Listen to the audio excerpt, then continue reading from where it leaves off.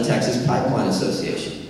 By the way, Texas Pipeline Association is predominantly oil and gas. So I guess my question to John, if you're going to throw that there on their card, are you against energy? It's one of the biggest, you know, in our district here, it's the major employer.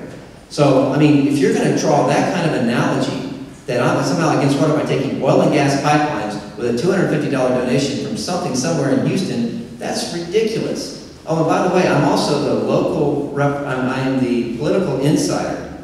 I don't know what, not an inside politician, I don't know what an inside politician is, because I've never even been a politician. He's the only one that's ever been elected to office.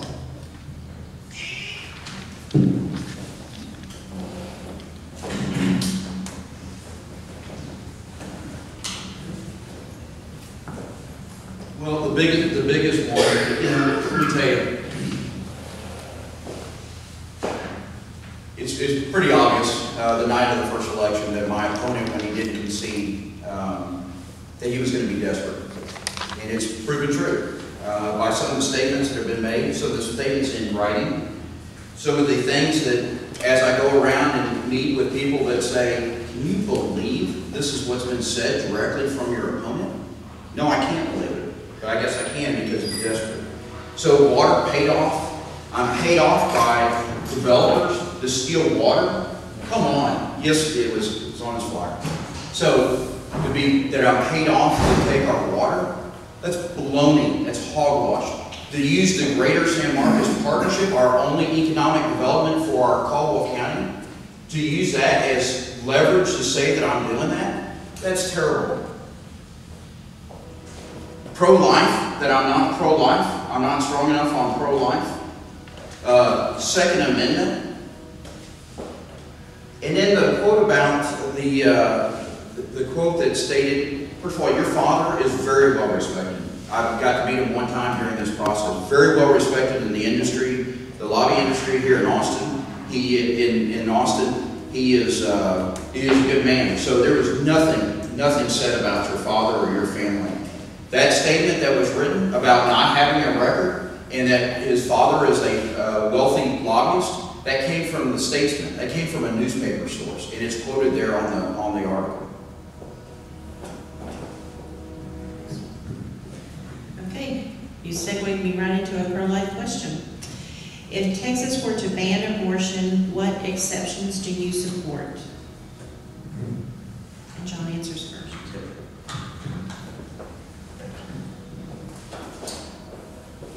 I am pro-life, and the only exception that I would support would be if it's in the endangerment of the mother. That's the only exception. Life begins at conception and it ends at death. And I've stated that many times, and I believe that. And that is the reason why I have the endorsement of the Texas Alliance for Life, one of the largest pro-life groups here in Texas.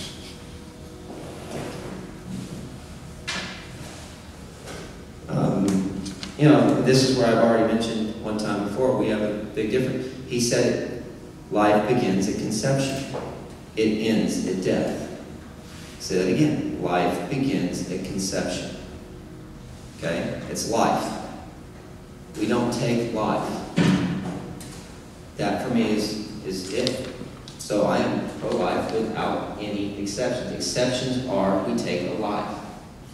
You know, we've all had, and I will go back to, as a father, and as a husband, and having watched the births of all 4 children, every time there is that chance that your wife may pass away on this. It goes through your mind. You can't not think. Our labors were never shorter than 15 hours. One was 28. Holy cow. I mean, these are the things that you deal with, but Cynthia and I, this is something that's very dear to us. Life is very, very dear. So for me, yeah, it's not with exceptions. Now, again, John just mentioned that he said the word Second Amendment. I've never attacked John's Second Amendment. I've never said anything. I think he's as strong pro-gun guy as I am. I think we both want to pack and carry everywhere. I don't know. You just mentioned Second Amendment like it was nothing. Pro-life, we have differences on pro-life. The fact is, I do believe that when you take money from the NEA, that means something. When you do take money from people that are within, even if they're in your industry, you as voters need to know who are influencing us. The oil and gas industry is an influencer in my life. My dad is an oil and gas lobbyist. And by the way, the Austin Statesman also put a bunch of other junk on their website the other day, and it didn't show up on a card. John chose to put that on a card. The fact that the Austin Statesman can't get it right is a liberal thing. Why are you taking a liberal, comment and throwing it on your flyer? That's what I want to know.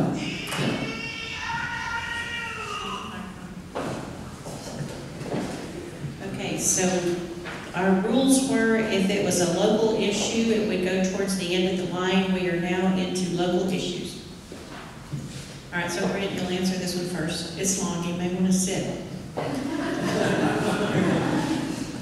On the San Marcos River in Martindale, we have new businesses that promote tubing, which is great, but unfortunately tubing is accompanied with adult beverages and bad behavior. The law that Judith Zaffarini is proposing will regulate the tubing business. Do you support or oppose this regulation? I would like to have and I think this says linear, state park. State parks do not allow drinking.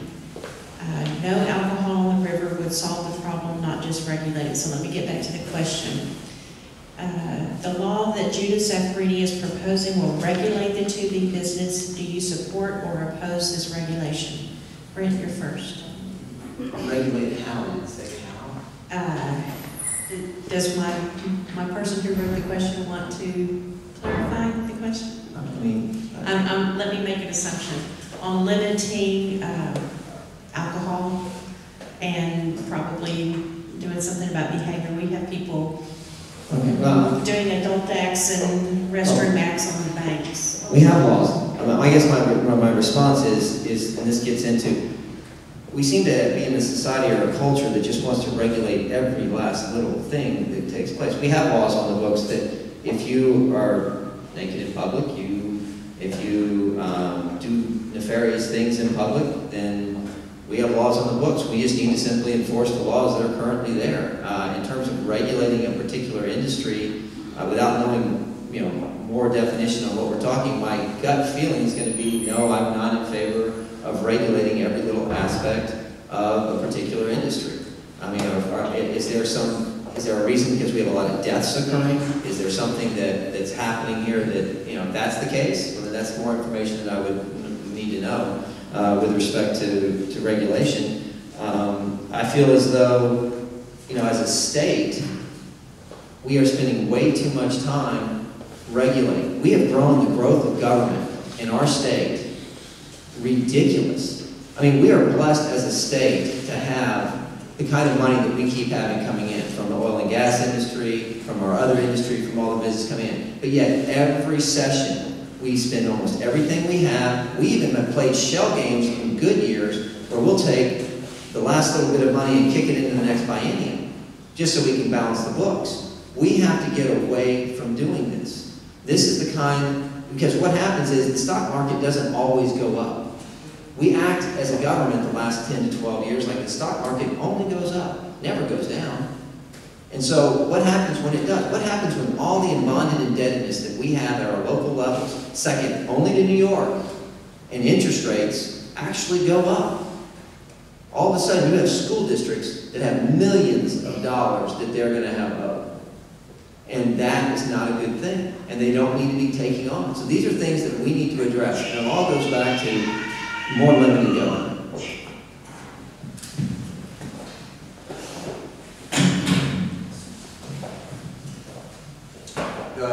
Definitely another issue that we saw, or I saw, or our Commissioners Court saw, and Caldwell County saw just a few years ago. I think it was when the can ban started in Broncos on the Guadalupe River. It pushed all those tubers and all the drinking onto our fine river in the San Marcos River, and it caused major issues, huge issues. And I feel for those property owners because there's people that have lived there generations on those properties along the river, and then they just got infiltrated with a lot of drinking and a lot of things that should be going on that river. Being a business owner, and like what Brent said, I agree that you don't want more regulation pushed down on them. And one of the things, and actually that's how it got pushed onto Caldwell County, is when local groups, local control, made decisions for their river, made decisions on what they wanted to see or not see. So that should be a local issue. I haven't seen the bill. I don't know what the bill states, so I don't know the direct, information on that. It's something to definitely look in because it impacts this county or one of the counties here in District 17. So, and we have had deaths. I believe we've had 2 deaths that have occurred because of the amount of traffic and the lawlessness that's going on there. And this is the last question I have. It was a little personal, so I'm going to make it a little bit more general and ask both candidates. Who owns you? Thought I already went personal on that. Well, I'm going to let you go one more time so that you can both answer the question. Fortunately, and I'll repeat it again, if anybody owns me, it's my wife, Rochelle. I do listen to what she says, and if I do something that I need direction, she's going to tell me. No one owns me. No one owns me. When I was a public official, I do have a record. People can see this. I have a very open company that's very open. I've been on numerous boards, literally 18 different organizations and different boards that are very publicly well known that you can find information. So if no one owns me, no one's owning this campaign, no promises are made to somebody outside, nothing of that nature. Yeah, I mean, like I said, I don't believe anybody owns John. I don't believe anybody owns me. I think that's it. But I will say that if there's anybody that is the driving influence in my life, and it always is, it's going to be the Lord. Because I've always told everybody, I put faith first and foremost in my life, and I always say it. I'm a Christian, I'm a husband, I'm a father. Those are the 3 titles I care about. Really are the only 3 titles I care about. In terms of, I do believe that when you take, because I know, when you take money from different entities, you are aligning yourself with those entities. Again, there were entities that tried to, not to disparage them, that tried to give me money, and I turned it down. Because I just said, you can give me your support, but I'm not going to take your money. Because that's a second step. That's a step that's a little further than just saying, because I can't control your free speech. I can't control any entity out there that I may not align with at all, saying, I endorse you. I do this. I can't control that. But I can control, and that what that shows to other people is those dollars that I have. Now, I will say I'm not a big fan of the process where we file our expense reports right before an election. I would love to see a process where our expense reports were out there a lot earlier so that the public can have a better understanding. Because I think the public should look at our expense reports. I believe they should look at every little aspect of what we do. I mean, that's what we do when we take this office. You should look at our businesses, what businesses we're in, the people we hang around with, like all that. That weighs on us. But in terms of owning, I don't believe either one of us are owned. But I do believe we are influenced. And you can't help but be influenced by the people that you surround yourself with, and that you know, and the boards that you sit on. And so for me, that is an important distinction. And John is a great developer and very successful businessman. And he is running with some folks that I don't think have our best interest in the heart when it comes to water. That's all it comes down to. And I never say anybody's owned. Okay, before we go into closing statements, and Brent will go first and John will go second, I would like to recognize Josie Pappas being here with Senator Judy Savarini's office. That is our state senator from District 17 state. She's here taking an interest in our candidate forum. All right, so each of the candidates will have 5 minutes for their closing statements. I will put this thing back up, and we'll try to do it this way, and you can let Fred Yabba Dabba do them if they go over. All right, and once they get finished, I will have just a couple more things to say to you, so we'll go ahead and start with the closing statements. Brent? Again, Kathy, thank you very much for tonight. I think it's been good. You can see that there are definitely differences between the candidates. I'll kind of highlight some of those again. I believe as though, I have been called a conservative, and when, at one point John said something to the effect of, I hear people. I don't look at hearsay, I look at what you actually is written down. So for me, everything that's on a card or anything that's in writing on some formal post is what is official from our campaign, not what other people trump up or say. To me, that's not relative. I am certainly, I find myself conservative, my conservative principles, and I think that those things are important. I put forward that I do believe that there's an ethical component to a campaign that he and I would differ with. I mean, John had people on his cards that are no longer on his cards because they didn't get written permission. I don't think you put people on cards that you mail out, Republican, Democrat, Independent, whatever, without getting written permission. We've got our county judge in Bastrop who claims that John used his likeness without his permission. I don't know who to believe. But the judge says it was used without his permission. These are things that take place in a campaign, and I think people should judge these things because you control your own campaign. John's right. I did send out a mailer saying he's got a lot of money from a lot of people that develop in Travis and Hayes County, and I personally believe that they would like our water and more of it than they care to, let on. I'll stand behind that right. But what I also feel as well is that there needs to be, this is serious time for us folks because this water issue is a big issue. A lot of these issues education's a big issue. Experience matters. I am certainly, if being a political insider means I know the legislative process, and that's what John's saying, I own that, without a doubt. I know the legislative process. I wrote bills, drafted amendments, I was there for 3 sessions as a legislative aide. I tracked it for 14 years. I know the players, I know the angles, just simply because they all purchased my service. If being a political insider is that, then certainly I'm a political insider, I guess, if that's what they're going to say that I am. But I'm not. I have never lobbied. I have never taken any kind of money that would influence me in any way, shape, or form with respect to the legislature. But I think experience would be helpful for us. So, outside of those finances, the experience and the conservatism, I look back to is one thing is that probably irked me the most in this campaign, which was John, just the other week, went in front of the Caldwell County Commissioners Court and said, you know what? We need to open up all the polls because consolidating down to 4 polls and disenfranchising voters is a bad thing. He's right. That is a bad thing. You shouldn't consolidate down to 4 polls and not let people know where they're going and have them disenfranchised. But I would love to have known where John was in our own commission when we had the same debate going on in Bastrop of consolidating the polls down. It seemed to be very self-serving to go ahead and speak in Caldwell County where he's from, and that's where it was going to be affected. But yet, when it came to Bastrop County and we were going to disenfranchise twice as many folks, that didn't seem to be a concern. And I stayed out of it, and here's where I was. I stayed out of both of them. I didn't get involved in one or the other.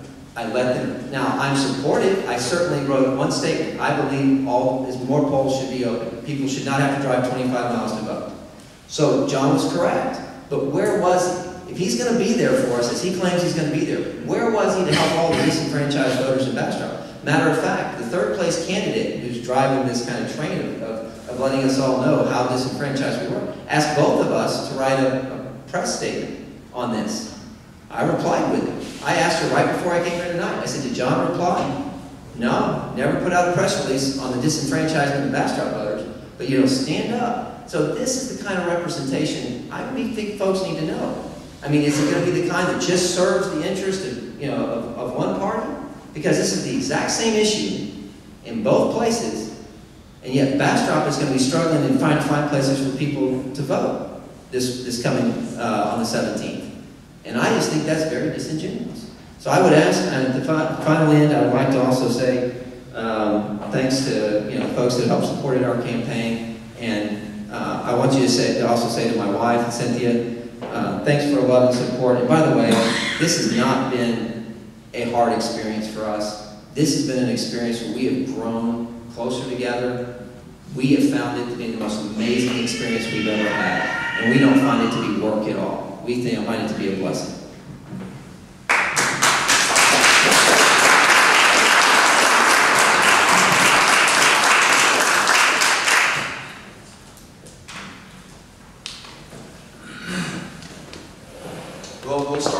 the polling locations, since that got brought up, so I'll just start with that.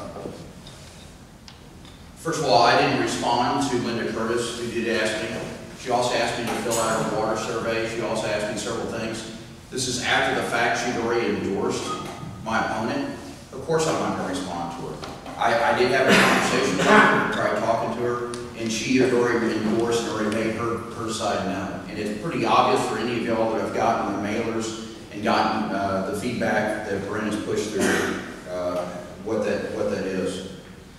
In terms of going to Bastrop County Commissioners Court and asking for more polls, hey, if I was a citizen of Bastrop County, I would have done that. Because guess what, guys? Why would I not want polling locations on every corner? I lost this election by 273 votes. I won every county, including Bastrop County. If there was more people voting, we wouldn't even be having this forum right now. You would have representation 7 weeks ago. You would have had a state representative for District 17. So why would I have ever wanted that? We knew going in on this election that more people voted, the ratios were in my favor. Why would I have tried to have stopped people from voting? We'd have never done that in the first place. Did I ask about Caldwell County? Yes, I did speak, and I did go up to the Caldwell County Commissioners Court. That is our county. That's the county I live in. And for what they were trying to do. So let me give you the full story on that. The original 4 polling locations that were talked about for this runoff were going to be super precinct, super polling locations. That means anybody and everybody, doesn't matter what precinct you're in, you could have voted in that polling location. I thought that was great. They even asked my opinion on that. Johnny, you okay to consolidate our original 10 on election day of January 6th down to 4? I said absolutely, because it gets rid of the confusion. Well, the election officer, the election judge, Pam Oldorf, went through that process. They even brought it to the election committee, and they approved just going to 4. Well, guess what happened literally just a week before we needed to post the polling locations? The Secretary of State told our election office, hey, you can't do that in Caldwell County. You don't have the rights to have polling locations, just super polling locations. So yes, that would have been completely confusing of having an election just 6 weeks before and reducing it down from 10 down to 4. And absolutely, I did speak to my Commissioner Alfredo Munoz, and I did speak to our county judge about that. And it would have been disfranchising the voters. This has been a fabulous experience, and one that I know Rochelle as well, we will remember the rest of our lives. We are so honored, we're so privileged with the support. People that I did not know 45 days ago, 60 days ago, that are coming out and wanting to help us and support us, giving their resources of time, asking us to whatever they need to do to help us get elected. The great new friends that I've created over this event is phenomenal. Lifetime experience, and we are so blessed to have this opportunity. People have asked me, hey John, you lost some weight? Yeah, I have lost some weight. And they said, well, I guess it's because it's all the stress that you've been going under. No, actually, it's not the stress. If I was under stress, I would have no more hair. I'd look like Ed. It's because of the adrenaline, the excitement, the opportunity to be the next state representative for District 17. It is such an honor to be here. It's such a privilege to even have the opportunity to do this. I'm very excited. We're working till the very end. I will continue to work and push until all the votes are counted. I appreciate everybody being here tonight, and thank you for this opportunity.